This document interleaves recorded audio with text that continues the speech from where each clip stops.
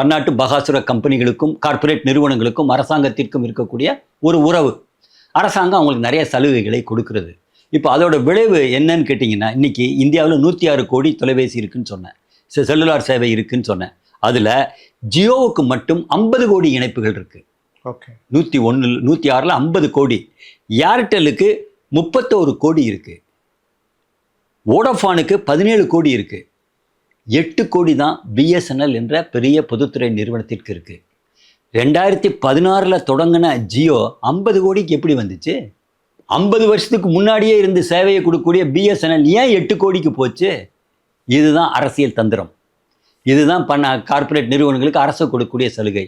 என்னென்ன சலுகை கொடுத்தாங்க நிறைய பட்டியல் போடலாம். நான் ஒரே ஒரு சலுகையை மட்டும் சொல்ல விரும்புகிறேன். ஜியோ இந்தியாவில் அறிமுகப்படுத்தப்பட்ட பொழுது அதன் விளம்பரதாரராக வந்தவர் இந்திய நாட்டின் பாரத பிரதமர். அவர் படத்தை போட்டு தான் விளம்பரமே படுத்தி ஜியோ அறிமுகப்படுத்தினாங்க. இது எவ்வளோ தூரம், அது என்ன அர்த்தம்? அரசாங்கத்தின் ஆதரவு எங்களுக்கு இருக்குது என்று அர்த்தம். இது ஒன்று.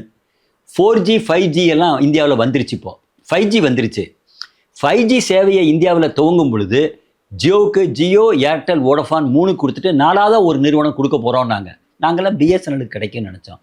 யாருக்கு தெரியுமா கொடுத்தாங்க? 4ஆவதா அதானிக்கு கொடுத்தார்கள். இந்தியாவில் ஒரு செல்லுலார் தொலைபேசியை கூட கொடுக்காத, ஒரு டவர் கூட இல்லாத, ஒரு அலுவலகம் கூட இல்லாத, ஒரு ஆப்டிக் ஃபைபர் கேபிள் கூட இல்லாத ஒரு அதானிக்கு ஸ்பெக்ட்ரம் அவர்களுக்கு முதலிலேயே கொடுக்க வேண்டிய அவசியம் என்ன?